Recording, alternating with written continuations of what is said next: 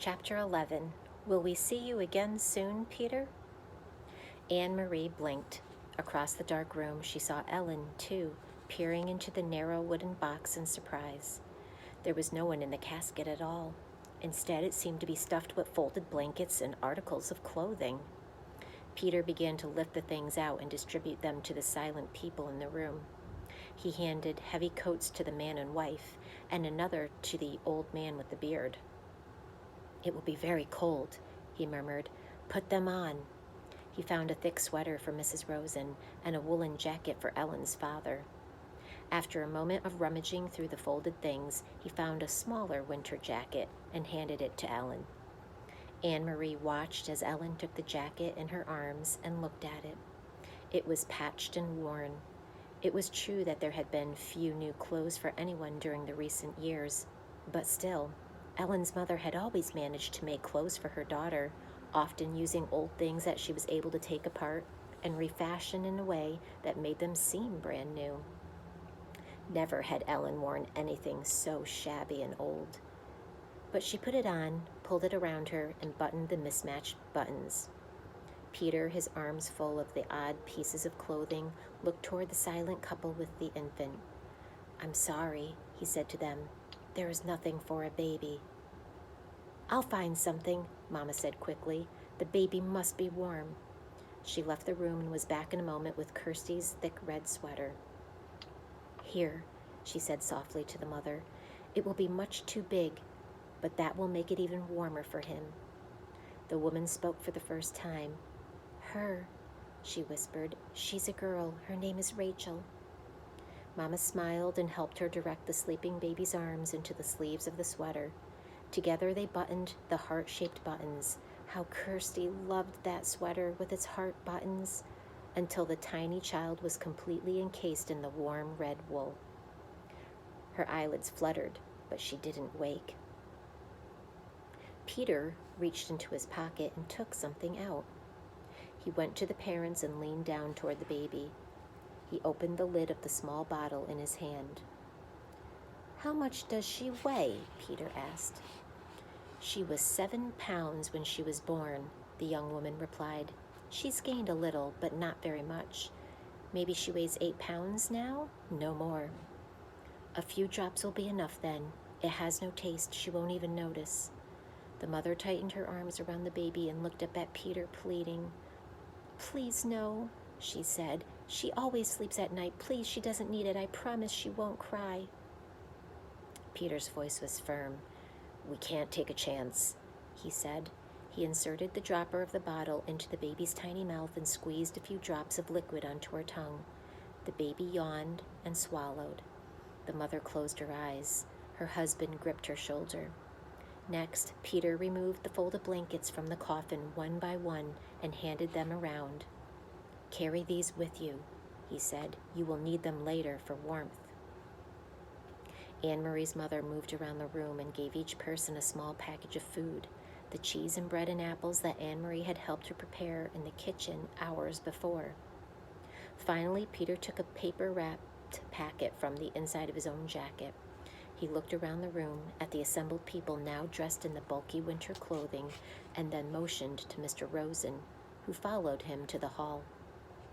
Anne-Marie could overhear their conversation. "Mr. Rosen," Peter said, "I must get this to Henrik, but I might not see him. I am going to take the others only to the harbor, and they will go to the boat alone. I want you to deliver this, without fail. It is of great importance." There was a moment of silence in the hall, and Anne-Marie knew that Peter must be giving the packet to Mr. Rosen. Anne-Marie could see it protruding from Mr. Rosen's pocket when he returned to the room and sat down again. She could see, too, that Mr. Rosen had a puzzled look. He didn't know what the packet contained. He hadn't asked. It was one more time, Anne-Marie realized, when they protected one another by not telling. If Mr. Rosen knew, he might be frightened. If Mr. Rosen knew, he might be in danger. So he hadn't asked, and Peter hadn't explained. "Now," Peter said, looking at his watch, "I will lead the first group. You and you and you." He gestured to the old man and to the young people with their baby. Inga, he said. Anne-Marie realized that it was the first time that she had heard Peter Nielsen call her mother by her first name. Before, it had always been Mrs. Johansson, or in the old days during the merriment and excitement of his engagement to Lise, it had been occasionally Mama. Now it was Inga. It was as if he had moved beyond his own youth and had taken his place in the world of adults. Her mother nodded and waited for his instructions. You wait 20 minutes and then bring the Rosens. Don't come sooner. We must be separate. We must be separate on the path so that there is less chance of being seen. Mrs. Johansson nodded again. Come directly back to the house after you have seen the Rosens safely to Henrik. Stay in the shadows and on the back path. You know that, of course. By the time you get the Rosens to the boat, Peter went on, I will be gone. As soon as I deliver my group, I must move on. There is other work to be done tonight. He turned to Anne-Marie. So I will say goodbye to you now. Anne-Marie went to him and gave him a hug. But we will see you again soon? She asked. I hope so, Peter said. Very soon. Don't grow much more, or you will be taller than I am, little long legs. Anne-Marie smiled, but Peter's comment was no longer the light-hearted fun of the past. It was only a brief grasp at something that had gone. Peter kissed Mama wordlessly. Then he wished the Rosens Godspeed, and he led the others through the door. Mama, Anne-Marie, and the Rosens sat in silence. There was a slight commotion outside the door, and Mama went quickly to look out. In a moment, she was back. It's all right, she said in response to their looks. The old man stumbled, but Peter helped him up. He didn't seem to be hurt, maybe just his pride, she added, smiling a bit. It was an odd word, pride. Anne-Marie looked at the Rosens sitting there, wearing the misshapen, ill-fitting clothing, holding ragged blankets folded in their arms, their faces drawn and tired. She remembered the earlier, happier times. Mrs. Rosen, her hair neatly combed and covered, lighting the Sabbath candles, saying the ancient prayer. And Mr. Rosen sitting in the big chair in their living room, studying his thick books, correcting papers, adjusting his glasses, looking up now and then to complain good-naturedly about the lack of decent light. She remembered Ellen in the school play, moving confidently across the stage, her gestures sure, her voice clear. All of those things, those sources of pride, the candlesticks, the books, the daydreams of theater, had been left behind in Copenhagen. They had nothing with them now. There was only the clothing of unknown people for warmth, the food from Henrik's farm for survival, and the dark path ahead, through the woods to freedom.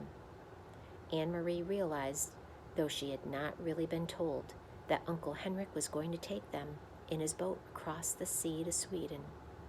She knew how frightened Mrs. Rosen was of the sea, its width, its depth, its cold. She knew how frightened Ellen was of the soldiers with their guns and boots, who were certainly looking for them. And she knew how frightened they all must be of the future. But their shoulders were as straight as they had been in the past, in the classroom, on the stage, at the Sabbath table. So there were other sources, too, of pride, and they had not left everything behind.